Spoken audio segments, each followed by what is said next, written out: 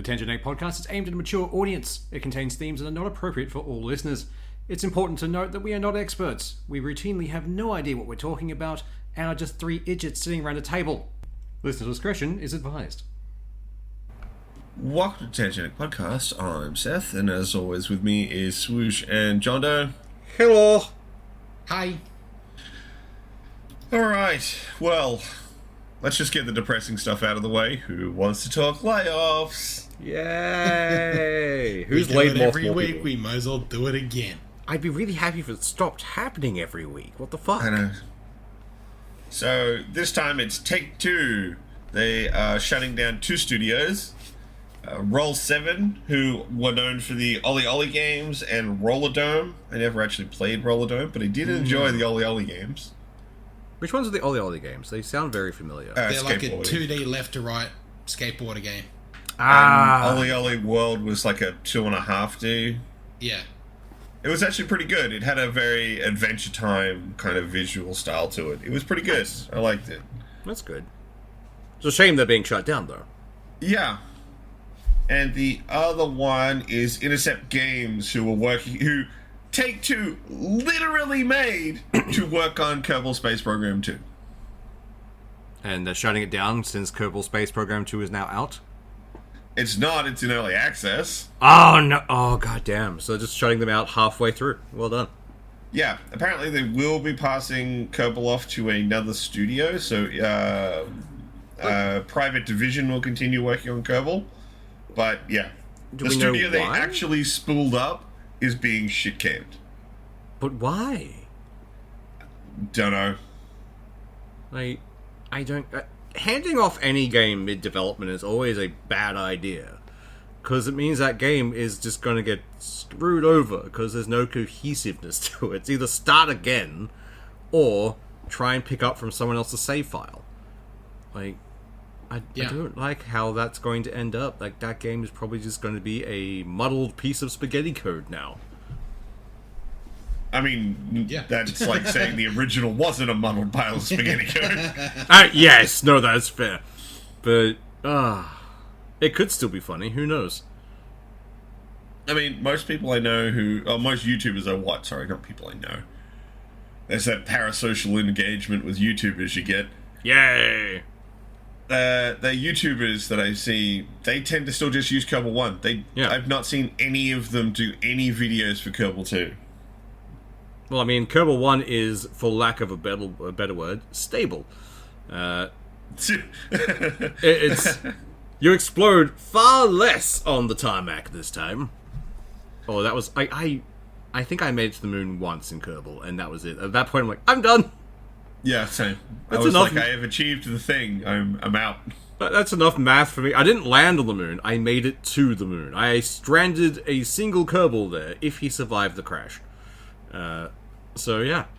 Good times.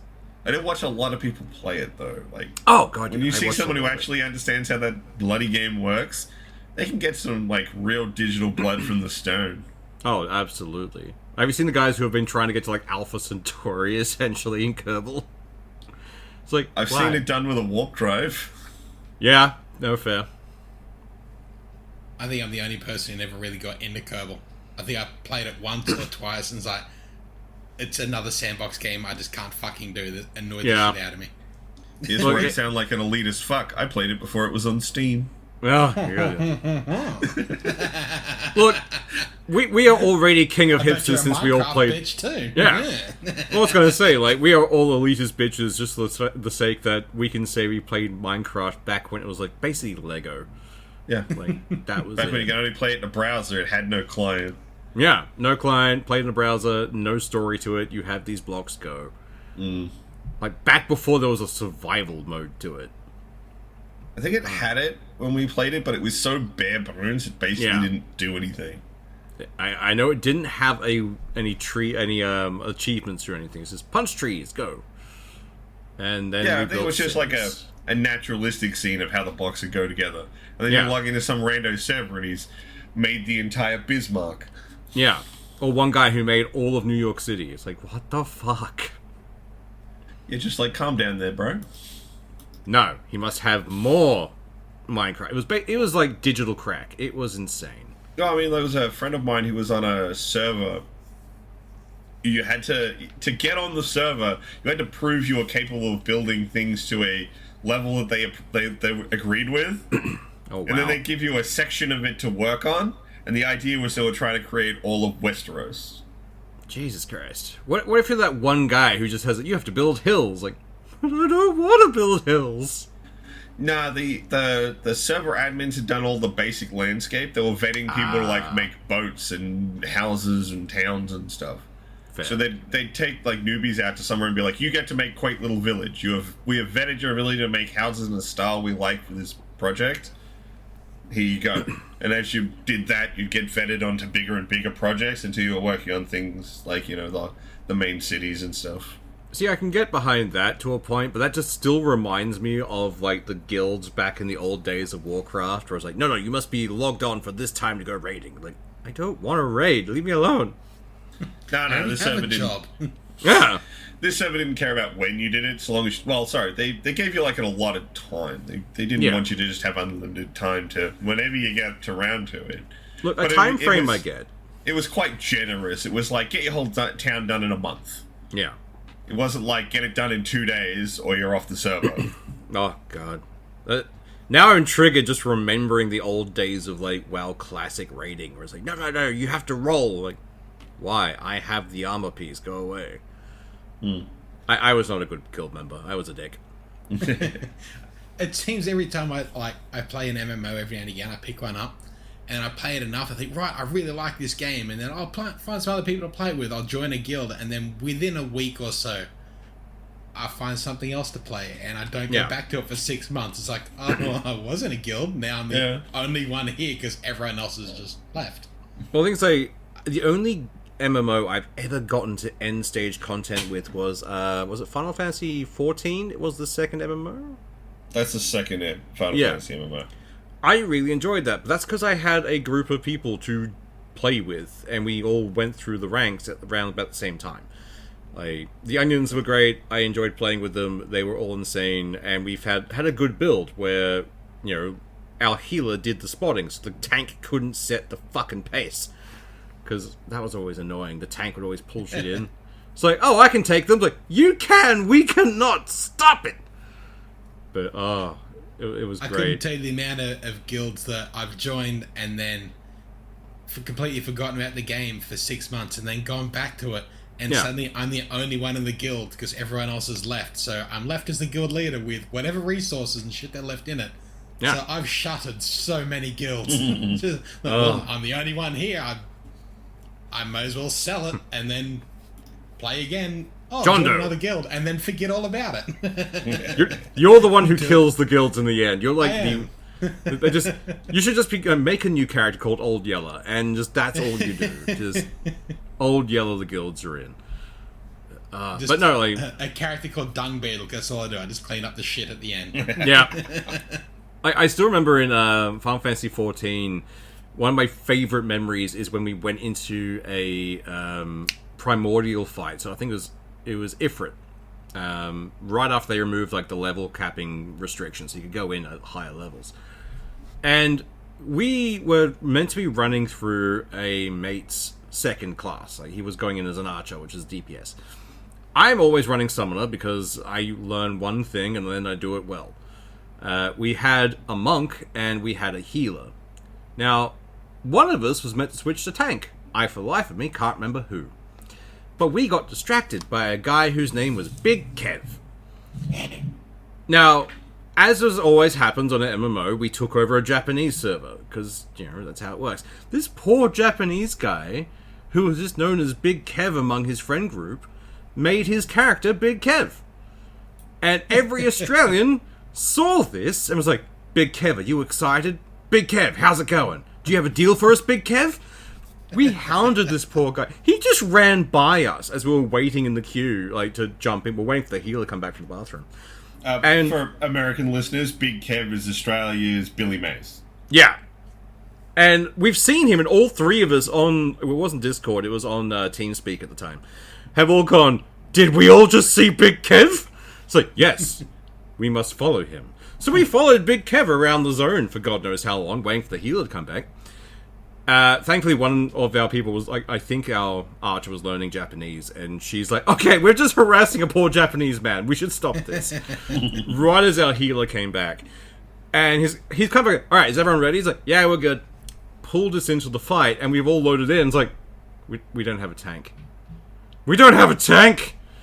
And I think there is still footage of us somewhere on YouTube, on the Onion's YouTube channel, of us tanking with one of my summons, who I think was Titan at the time. I don't know how we survived that. I'm not surprised, because I played with the same group in the previous MMO, and I'll admit, the guy who runs the Onions is, like, for that game, he's really good. Oh, he's encyclopedia of knowledge. It's terrifying. It's less that he's the encyclopedia of knowledge, that, like, he's probably what I actually like is someone in the healer role. Yeah. He's not one of these people who's like, I am the decider, I choose whether you live or die.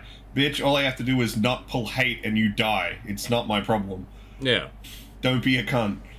All I do was function as a backup res machine, and that was it. DPS and backup res.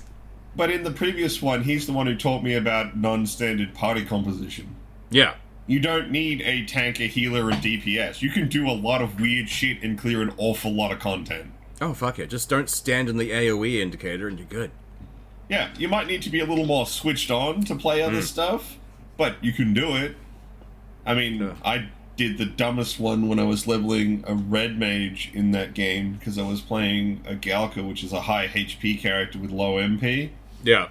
And I'm leveling a mage character. But we couldn't get a good party composition for the low-level area I needed to go through, so I ended up doing pull, main, tank, heal. It's like, no, that's one person's job is each one of those roles, not one guy doing all three. Yeah. To the point where the guild actually came out to the low-level zone to watch me do it, because they're like, that's a load of bullshit, you're not doing that. Yeah, no, that's fair. It's like, no, I did it. I really fucking did it. I'll admit, this is super low-level, not high-level content, but I shouldn't have been doing it at all. Yeah. The good old days. I can't go back to it anymore. Like, I think the Onions are still functional as a guild. I haven't checked in a while. But I know if I go back, I'm going to get sucked back into more DLC and be there for a while. And I can't do that at the moment. Yeah, I mean, you know, our Might Plays episode this month might be a little bit long. Yeah. I think we've got about 12 titles for that video this month. So. We're going to get stuck into that one. It's going to be fun. And that's not counting the 2 big games coming out that month. Oh, God. My poor wallet. Yeah, it's going to be rough. It's going to be fun, though.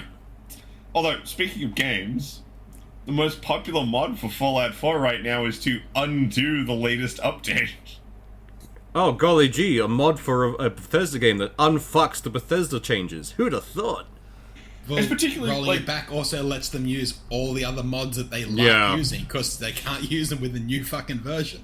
It's basically the big reason why people have been doing it. They've been in the middle of modded playthroughs, and Bethesda just sort of shadow dropped the update. Yeah. And, kind of fucked everything. Oh, that would have been fun to figure out. Jesus Christ. And you know they probably rushed that patch out because they're like, oh god, people are playing the game because of the TV show. Yeah. Oh, God.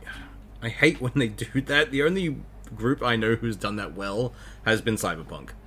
Like, no other... Because when they had the mod... Or not, the updated DLC for the TV show that came out. Oh, yeah, Edgerunners, yeah. Like, that's the only time I've seen it done well. Anytime it's like, oh, you know, we've got a new property coming out, we'll make sure we have the old stuff up to date. Because I'm honestly kind of sad that the Halo franchise didn't see a massive uptick in players to the point of, entire series drops off because they're playing a better version. For that to happen, you sort of have to have a good show. Yeah. And, well, at least a show that relates back to the franchise in a positive way. In some way, apart from just naming a character chief. But like, sure. Fallout 4, I can't play anymore. I've played too much of it.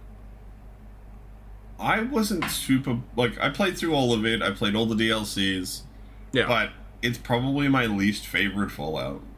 Honestly, yeah. Like, it just feels empty, which is a bit weird, considering it's full of shit. I think the biggest problem is that, like, it's the kind of thing where I know it's really hard, because, like, open world game design is kind of a really weird balancing act. You want to let the players have as much freedom as they can, but you need to constrain certain parts of the game world for quest reasons. Yeah. Too much of Fallout 4 is, oh, go to this warehouse and clear it out for me. I need something from inside it. I already went there and cleared it out and looted everything. I should have whatever bauble you're after already. Yeah. But the bauble doesn't spawn until you get the quest, at which point you go back to that warehouse and it's mysteriously all full again because now it's a quest location. You clear it out again, loot it all again, and the only difference is, oh, hey, the bauble's here now. No, what's really weird, though, is it still has the bodies from the last time you cleared it out. And you can just end up with I think that fucking warehouse where you find the green paint for Diamond City, you end up going through there like 3 or 4 times.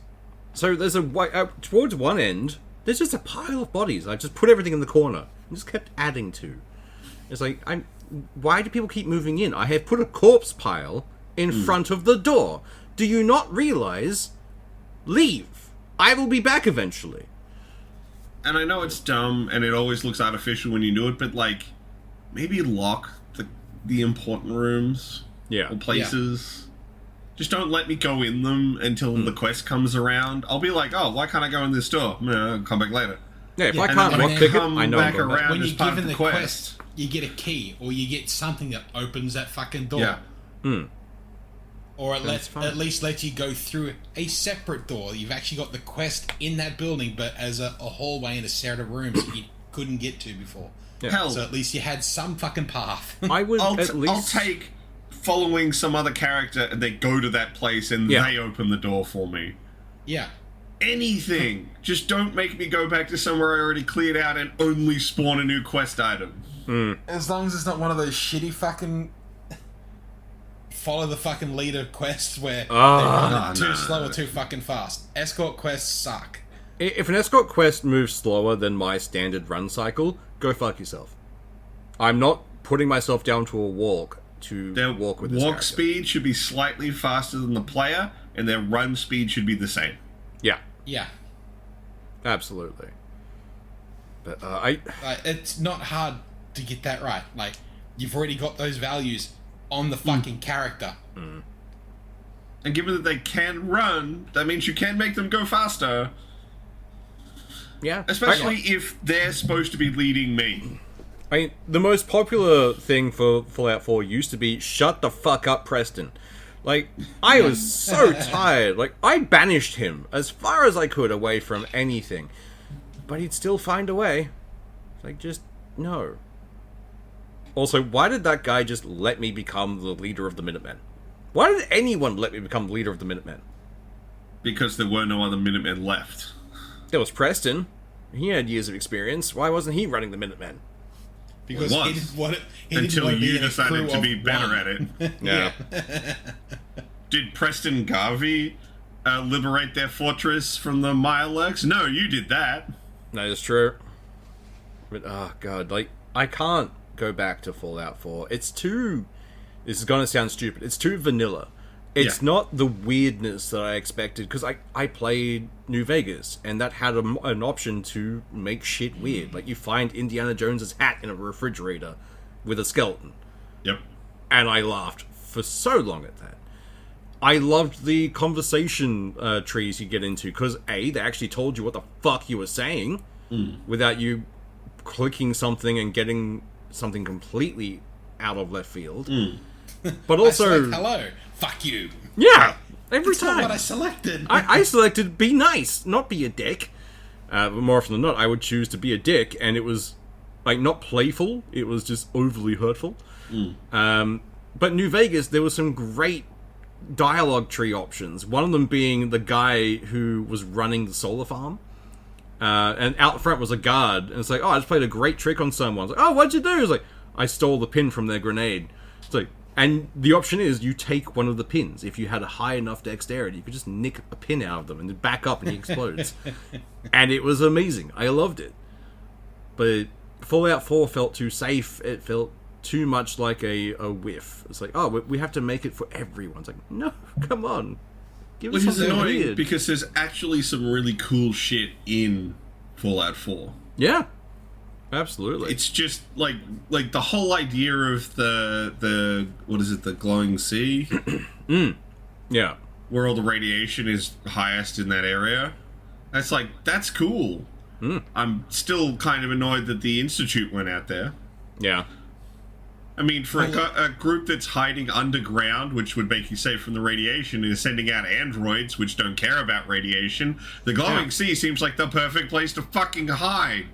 Pretty much. But no, I'm going to hide under a university, which is honestly the first place you would look for a bunch of eggheads.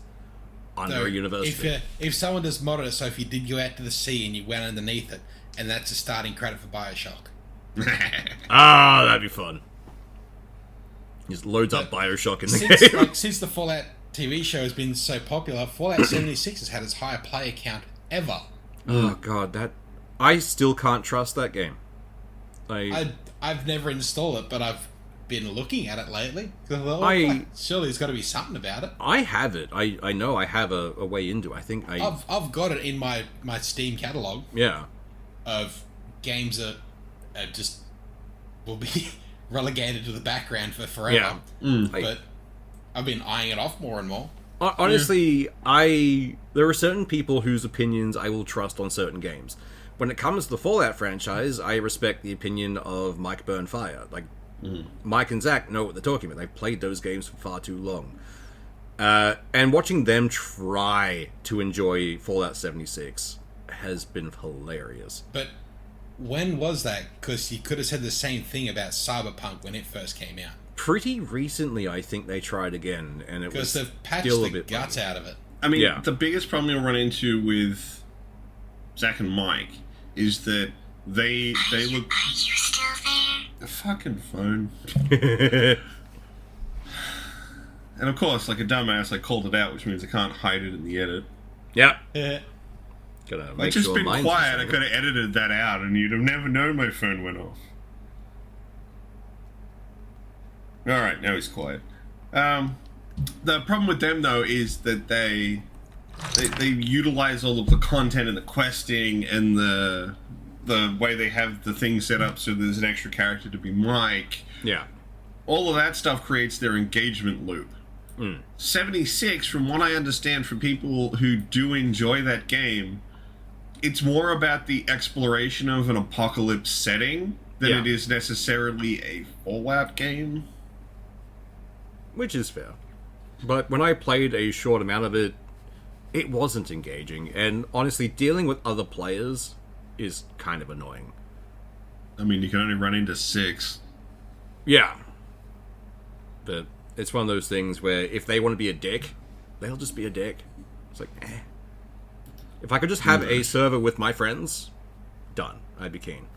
To go and explore this with my friends and no one else turns up, because it's like 16 people or 14 people on a server. 6. Are you sure? I thought it was more. That's what it was at launch. It may have increased since then, I'm not too sure. At launch it was 6, because they wanted to have it be a rare engagement where you ran into another player. Which, fair. But now there's actual NPCs, there's things out there. It might be worth going back to, but I would go in with very low hopes, which means I might enjoy it. But I've got I think you other can things play I'm the enjoying base more. game to level 20, or base game and level up to level something for free, so... Yeah. Look, there is a lot of stink on 76. It's going to be hard for them to win. It's like Cyberpunk. Like, they have to work hard to get the player base back. But I don't think Cyberpunk Bethesda's... did, so, no. I don't think Bethesda's going to put the effort in Project No. Red did to Cyberpunk. Absolutely not. Bethesda's very much, we made it, bye! And then normally they let the mods try and fix it. They're hardly putting the effort into Starfield, and that was meant to be their massive release. That was supposed to be their redemption arc. Like, when even the mods have looked at that and gone, nah, Yeah. we're going to let that die. Well, they've just released a new update for Starfield, and that lets you customize your ship like you customize an outpost. So I'm assuming broken and buggy as all fuck. Yeah. And a previous update had added town and city maps, which was literally just a 2D image overlay of what the thing was. Now they've fixed it, so now they're 4K images with markers of where shit is. That's about it. So they released a map broken. Yes. Fucking... It's a map! Yeah. They're pretty easy! We mastered them back in the Dark Ages! Maps should be simple. They got the game camera and went directly above a town or city, pulled back far enough they could get the whole thing in one shot, took an image and released that as the map. Yeah. And it's all useless. I just got sick of seeing the same thing over and over again. Apparently they've fixed a lot of that. But, they've fixed it, so we'll just see how broken it is now. Extremely. Because I won't see how broken it is, because I have zero interest in ever playing Starfield again. I tried to enjoy it, but I could not do it. My hold was indefinitely filled. I could never sell anything because everyone was already out of money. It's like, I'm done. Like, I joined this to essentially be a space trucker, and I can't be a space trucker. I've still got it installed, but if you start looking around it, and reading some of the stuff about it, the first playthrough is pretty much the tutorial. Yeah. You don't really get into the depth of it until the second or third go round. I don't give that much of a fuck. No. Yeah. If I want to play a roguelite, I'll play roguelite. But a roguelite's good in 5 minutes, not in 20 hours. Yeah. Well, in this, I don't want to ruin it for anyone who hasn't played it yet, once you become Starborn and get the Starborn ship, you can't get any other ships. That overwrites your other ships. Yeah. You can't sell that ship. You can't get rid of it. Mm-hmm. You can't jack another Starborn ship.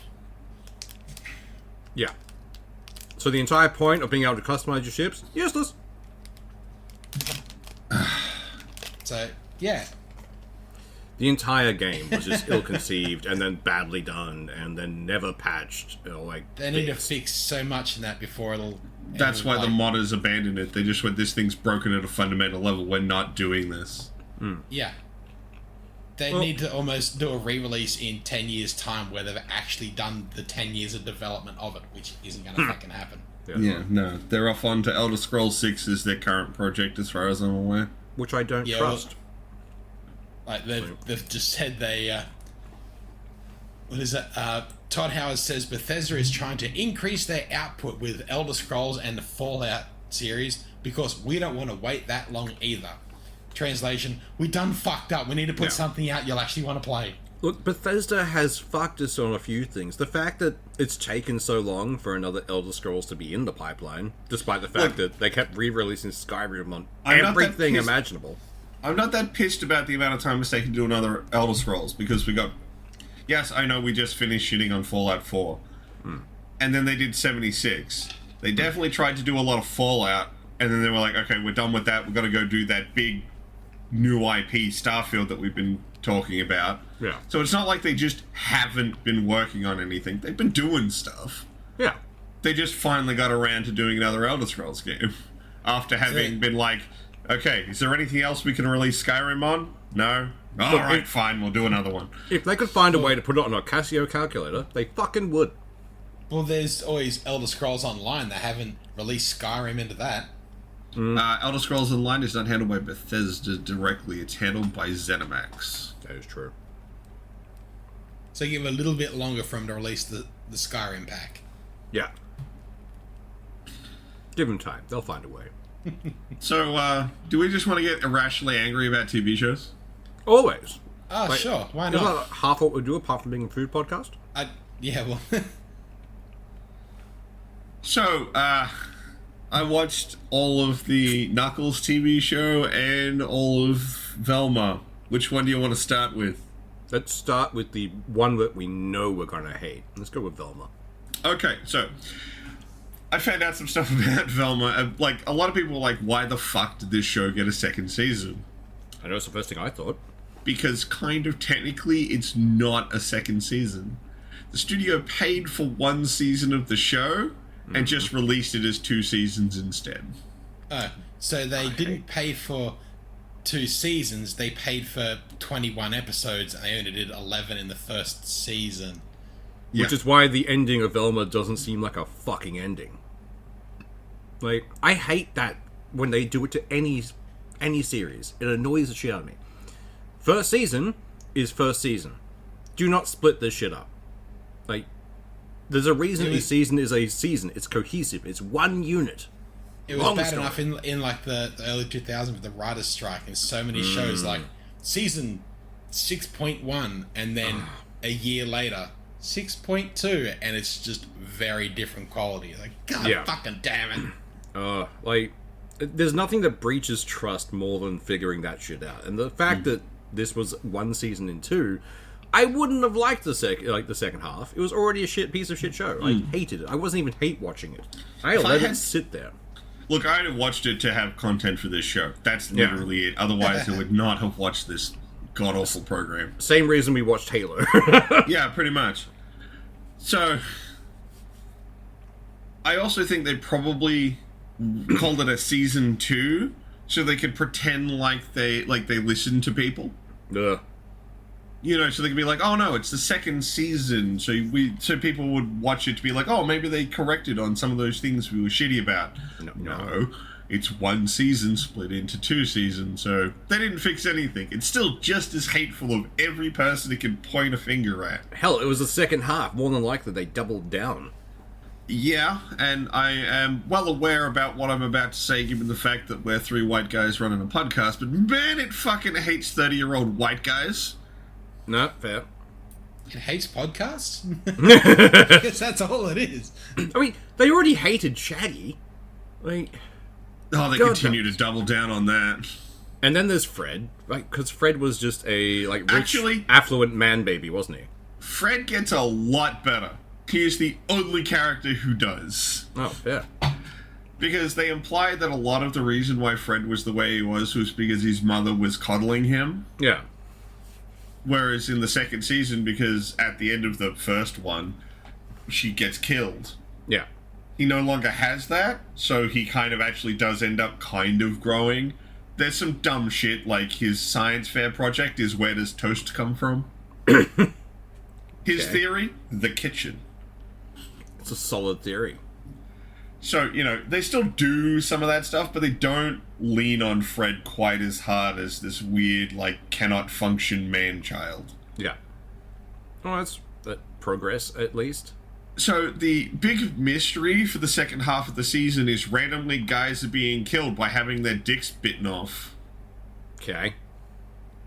Turns out, the Project Scooby, which is run by Uncle Scooby, who is just another character in the show, created a sentient talking dog to integrate with meddling teens using fun catchphrases. Can you guess who it is? I don't want to. I don't want to. It's like, alright, lay it on us. What is this bullshit? The main villain of the show is Scrappy-Doo. For fuck's sake. They couldn't even be original in the villain? Yeah. Like, that just makes me sad. They just made him a rabid walking dog that can talk that bites people's dicks off. So it's not even Scooby? No. For Uncle fuck's Scooby's sake. a person. They couldn't even get that right. It actually feels more annoying in other ways. Like, there's one of the running plots now is because Velma has cured her hallucinations, but they keep wanting to do that thing. Like, the only good thing about the show was the animators doing the hallucination sequences just went to ham for no reason. It was the only time the animators could actually enjoy themselves. I know. So they transferred that off onto their Shaggy, Norbert. Yeah. So he's having stress hallucinations from having killed Fred's mum. There's his whole mechanic is, unlike Velma, who needs to laugh to come out of a hallucination, he has to eat. Fair. So every time he has a hallucination, it's usually just someone forcing a fist into his mouth to put snacks in him. And that pulls him out of it for some reason. I'm pretty sure they just wanted to get the eats a lot of food gimmick from the original franchise. So how can we make him eat a lot of food without saying he's a stoner? Here's the thing. His white dad is like all about that weed, yo, and thinks he'll cure his hallucinations by just making him smoke copious amounts of weed. God damn it. Which, of course, he doesn't want to do. So he has a urine hookup from a stoner, so that every time his dad tests his urine, he'll come up as stoned, despite very clearly being sober. And when his dad puts the dipstick into the paper strip into his urine to check whether he is high or not, a picture of Shaggy from the original show shows up wearing red round glasses, looking stoned. Wow. Honestly, who was this show made for? I don't know. The show seems to not hate everyone. everyone. They made the main character, Velma, unlikable by literally everyone. Yeah. The 2 episodes of Harvey Birdman that had the Scooby-Doo gang in it were a better homage to Scooby-Doo than this entire fucking show. Yeah. It just seems like someone who really hated Scooby-Doo was given the option to ruin it and ran with it. And then just shit on anything that they don't like. Yeah. Like I would happily watch the live-action Scooby-Doo movie before watching this show again, and that was not a great movie. They spend loads of time shitting. Like I said, they really hate middle-aged white guys. They don't seem to like women that much. Yeah. They... what is it? They absolutely hate anything to do with weed. They... Every time Norman's dad is often stoned, and they keep trying to make fun of it. Like, he'll walk into a room to give him his stuff, and then he'll just be like, "There's no side effects to weed. I don't remember why I came in here." Like, that's supposed to be some condemnation. I don't know. It's weird. It's so, like, it's the low-hanging fruit, and then somehow they took it all off the tree, put it on the ground, let it rot for a week, and then came back. Yeah. And then punched down at it. There's an entire episode where they shit on people liking things from their past.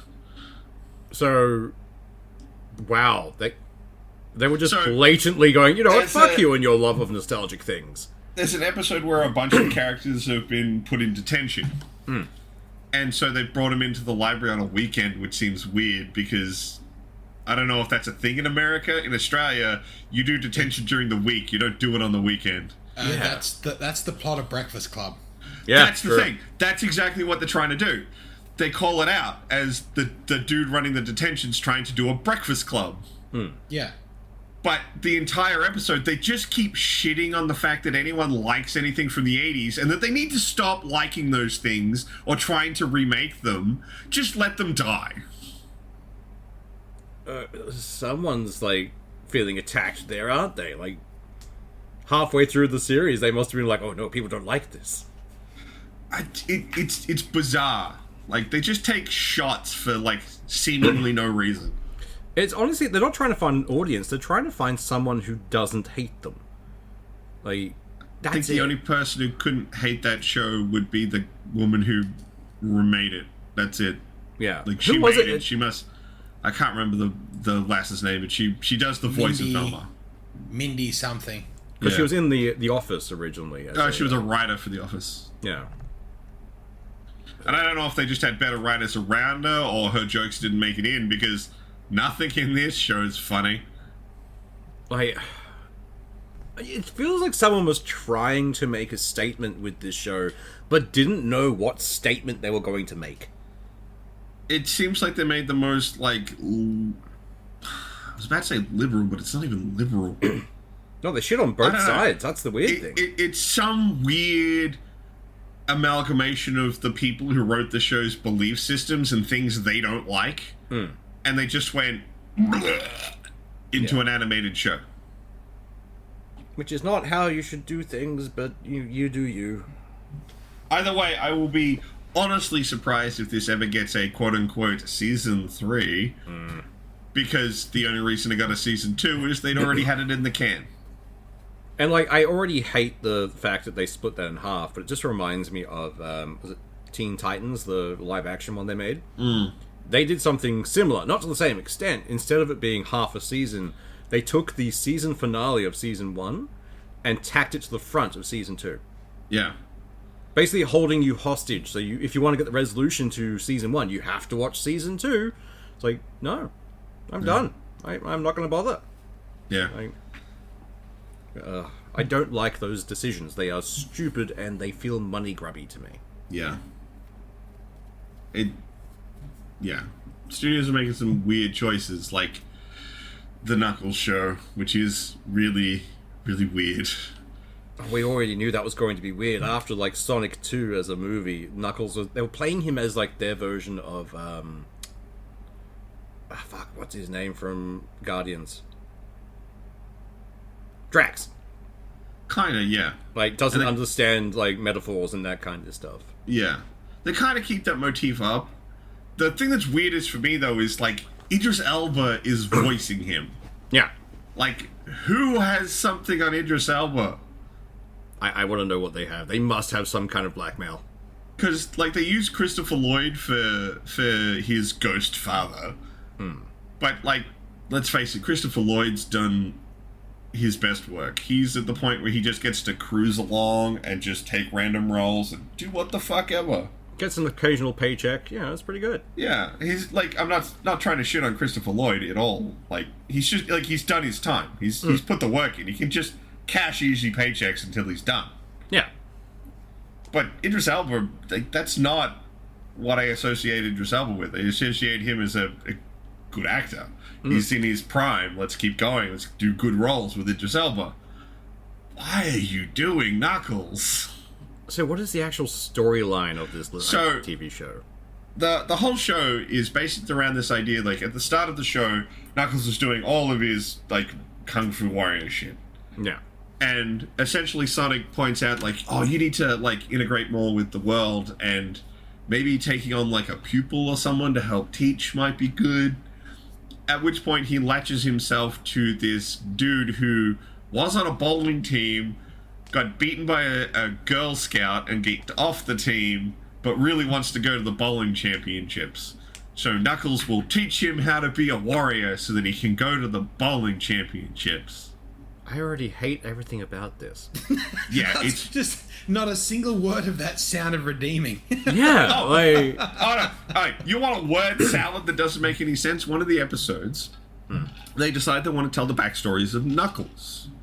So the dude who was doing the bowling has a spiritual experience with Knuckles' ghost father, where he learns Knuckles' backstory in a musical number that goes through the entire episode while wearing a Knuckles onesie. Because in this flashback, the dude who does the bowling is Knuckles in this part of the story. Is this live action or is it fully animated? Live action. God, fucking... They So just this really wanted to sell sequence- those onesies. This musical sequence is all live action. It's not CG. He's in a fucking Knuckles onesie. Oh, God. Why? I don't know. They told the backstory with this random dude in this weird way, instead of just, you know, having Knuckles talk to him about it. Who is giving these people shows? Like... The thing is, like, that whole episode, Knuckles doesn't feature. Like, he's not in it. It's if all you're about the paying for bowling Idris guy. Elba, he is in every fucking episode. No, he actually has, like, I would probably say out of the entire run of the show, his screen time probably constitutes, like, total about 2 episodes worth of content. Maybe they didn't actually get him back. They were just using his, like, outstrips from the movie. I'm pretty sure because it was a TV show, they couldn't afford the CG to put Knuckles on screen. Yeah, good point. Yeah. Oh, God, like... And that's they probably even only worse. gave him like a 2-page script. And can you just quickly like read these lines out? Doesn't matter the context. Just read the lines. Just read. Okay, you're done. What is my Here's a character check, feeling that's about it. this? It doesn't matter. Just read the lines. Like, that just seems sad. I don't like this. Like, I didn't hate the first Sonic movie. I actually kind of enjoyed it. No, Second I really one... The second one was entertaining, but I swear to God, Tails came off a bit serial killery. Yeah, he Like, did. He was really going to... did. He was going to wear Sonic's face at some point. Like, it was a bit weird. Jim Carrey was the only good thing in that first, like, in those movies. Yeah. Now, Like, he was great. one of the things that plot of the show is trying to find things that Knuckles actually likes about the human world, to make it so that it's his home. But there's nothing in this world that's likable. That's why we're here. I know, right? But that's the concept, is that he's going to teach this dude to be a warrior, and that guy's going to help him find things that he likes about Earth. And, food and stuff. He ends up liking the song Hurricane. Fair. Now, if you were picking a song that would be Knuckles' absolute jam, what do you think it would be? My brain is heavy. either something heavy or something Eye of the Tiger-y. Yeah. Like, Eye of the Tiger is like a really easy insert one, since he's a punchy character. Yeah. Make the Rocky reference. Just do it. They chose The Warrior by Patti Smith. I know that song, but I can't... It's kind of a girl boss ballad. It's really good. It's a good song. Like, I like it. But it's like, why is this Knuckles' song? Well, that's a bit strange, because that reminds me of a version of that where they did it correctly, which was the Orville, where Dolly Parton becomes the rallying voice for an entire race of female warriors. That was fucking great. That made sense. But this one does not quite make sense. I think they just did it because it's like someone went on Spotify and just typed in Warrior and picked the first song. Look, I will freely admit this movie soundtrack fucking slaps. But it's all just 70s and 80s bangers. Yeah. It's not like they created a really unique atmosphere of music. No, they just went, awesome songs, go. But, for the character, he's meant to be like a hard fighter, a warrior. They could have gone fucking not quite grunge rock, but like late 90s, early 2000s, Limp Bizkit, that style of fucking more new metal, a slightly heavier rock. Definitely. A Limp Bizkit break stuff would have been a good song for it. Something like that would have been fucking great, but it felt like they tried to go too kiddie friendly with either too kiddie friendly, or they were going for the weird juxtaposition of big man tiny coat kind of thing. Like big man likes this weird, power ballad for ladies. Like, they're just going for that, I guess. Maybe. I don't know. Like I said, it seems like, it kind of feels like a problem that I feel like a lot of movies and properties have learnt the wrong lesson from Guardians of the Galaxy. Yeah. They saw Guardians do the bangin' 80s soundtrack, and were like, yes, do that. Without knowing why that worked. Yeah. It's why it always happens. Again, one of the things that I don't even remember the dude's fucking name. I just remember him as the bowling guy. He's got all the burnt CDs of his mix of the year. He's the only other character in it. It's bad that you don't remember the second main character's fucking name. It's so evaporative because weirdly enough, he gets more screen time than Knuckles apparently, so that's even worse. Well, the two plots don't even line up. So the whole plot line with the bowling guy is he wants to go to this bowling tournament because his estranged father is going to be there. Okay. And of course, when he meets him, he's a dick, and he decides he has to beat him at bowling. And of course he does, because he's the main character of a TV show. Yeah. That's his entire thing. It's just winning this bowling tournament to prove he's good enough and better than his father. Yeah. That's it. That's the whole thing.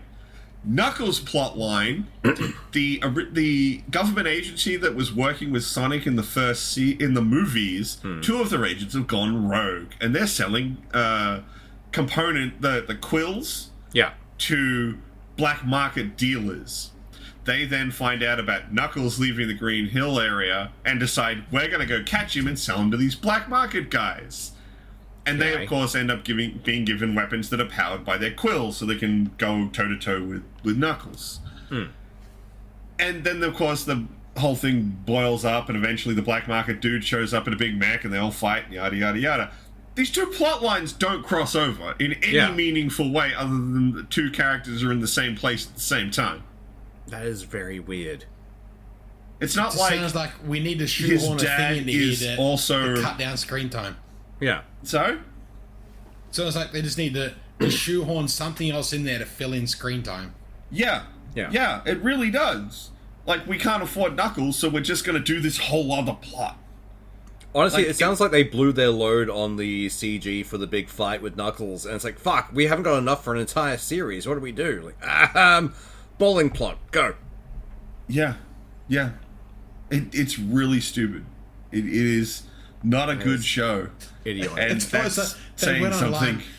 and they went to the Bing AI and typed in how do we fill in time, and that's all they told them, and it said bowling. They just went on to ChatGPT and went, write script for Knuckles movie. Include time fill. Yes, that would not surprise me. Like, is it a... So it's a TV show. Like, why didn't they just make a movie? I think, if I recall, originally they were gonna do a movie. Yeah. And as much as I'm shooting on this show, I will freely admit, if you at least like the level of CG that was in the Sonic movies, they maintain it.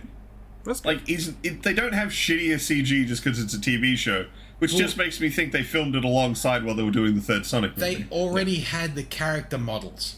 Yeah. true. They already had everything made, so they didn't have to throw more money into the development of new models. He has a hat now. Ooh. Oh, well, fuck, I understand why they only fit in like 4 episodes. Holy Yeah. shit. Yeah, Hats are goes the budget. expensive, Shit. man. Like, fuck. No, 3D it's hats? TF2. I don't know if you remember some of the old games. Knuckles has that cowboy hat with all the stars on it. Yep. Yeah, he gets the hat. Unfortunately. Yeah. Oh, God. Yeah, it's... Whoever is making these decisions for these, like, TV shows needs to be taken out back and shot like Old Yeller. Just like, I'm sorry, Keith, we can't have you around anymore. Blam! Your hit to miss ratio is more miss than hit. Yeah. Like, It's not nearly as offensive as something like Velma, but it's just not good TV. It's so... But it's also like bad in a different kind of way.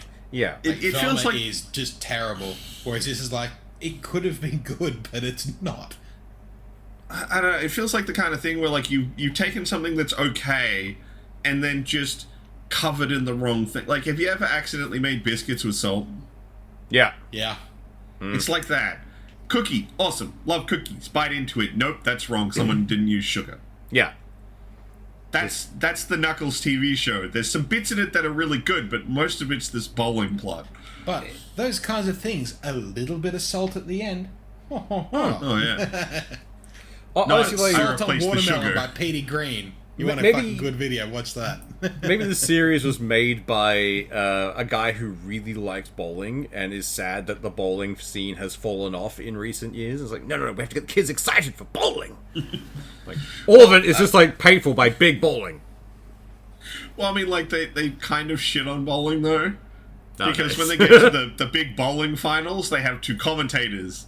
And one of them's all about bowling, and the other dude's just clearly someone who's been pulled in to just do commentary. Yeah. Or at least that's the vibe they get for the 2 characters.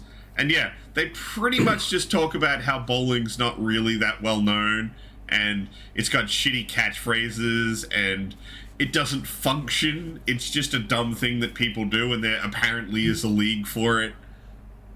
So they don't even damn. like bowling in this movie, where bowling is the major subplot. That is confusing. Like, that's Do the they even theme get of today. Knuckles to do like a power spin? Like, get... Oh, Knuckles never bowls. What? Yeah, Knuckles never bowls. Only the guy bowls. The Knuckles never bowls. So the entire thing is they're trying to find something that Knuckles enjoys about Earth. And the idea of throwing a sphere down a lane to knock over a bunch of pins, they never think, maybe this hedgehog who spins No, sorry. and breaks things will enjoy this.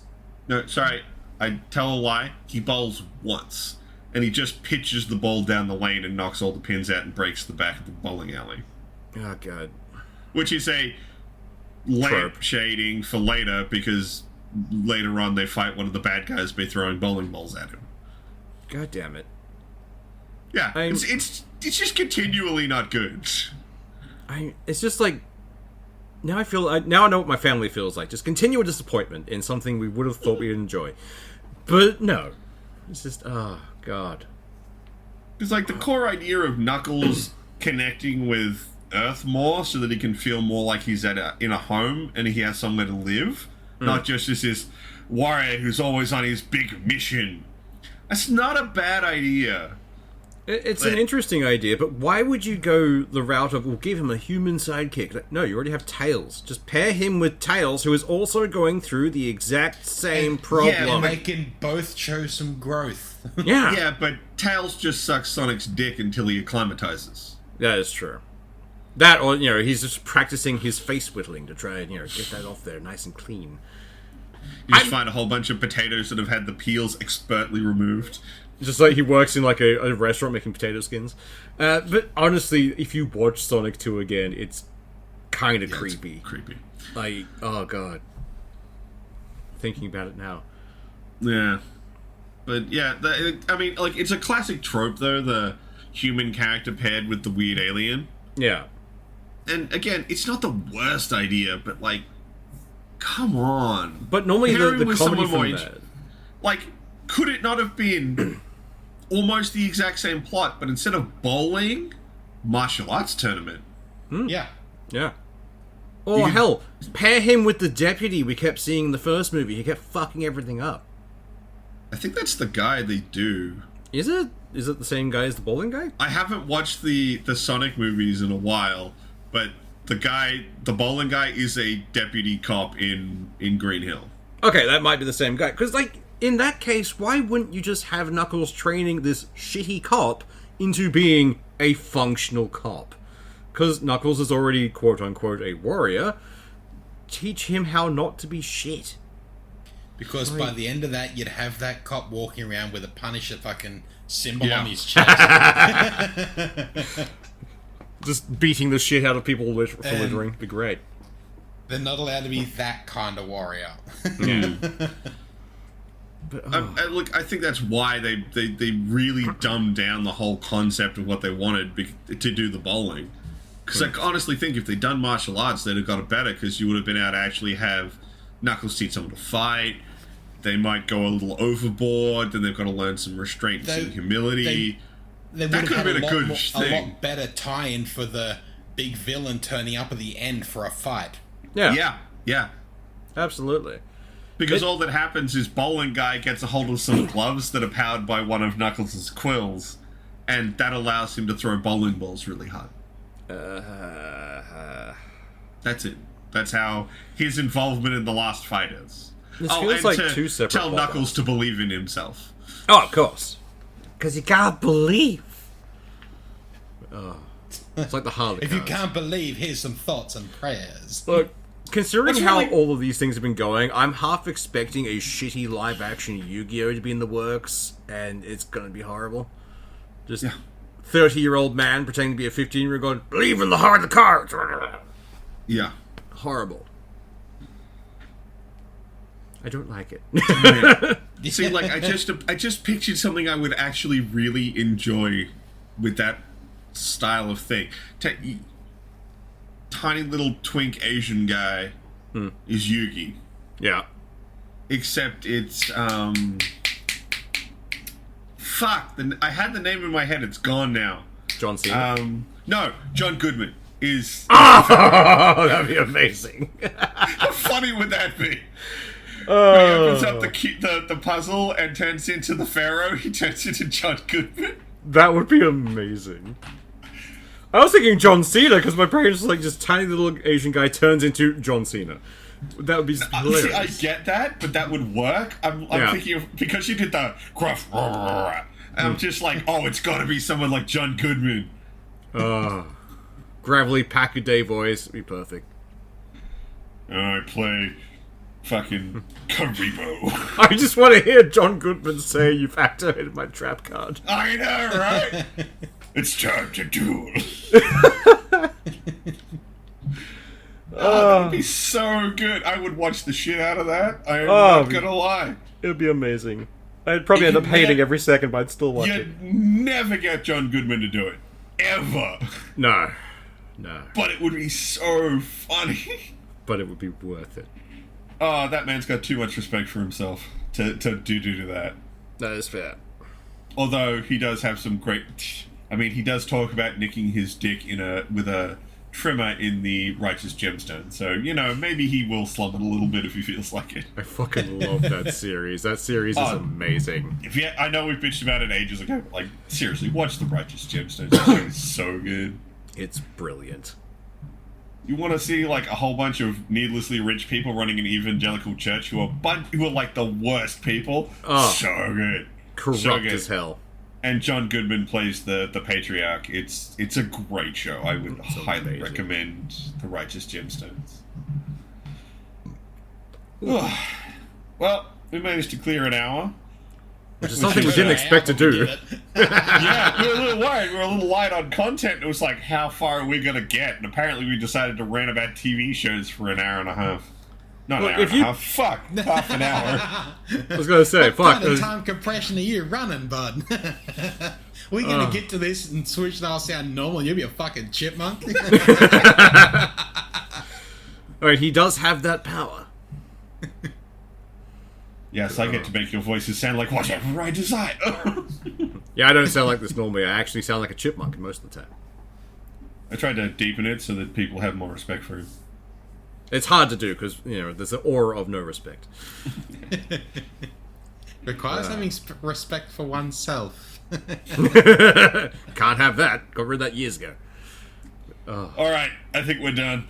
Y'all have a good one. Bye. See ya.